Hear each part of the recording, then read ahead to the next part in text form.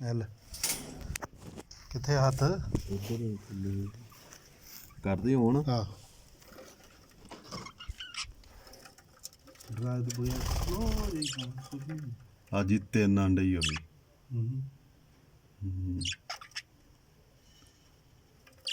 ਇਹਨੂੰ ਵੀ ਠਾ ਲੈ ਨੂੰ ਇਹਦੇ ਤੇ ਫਿਰ ਉਂਗਲੀ ਮਾਰ ਉਂਗਲੀ ਅਭੀ ਹਿੱਲੂ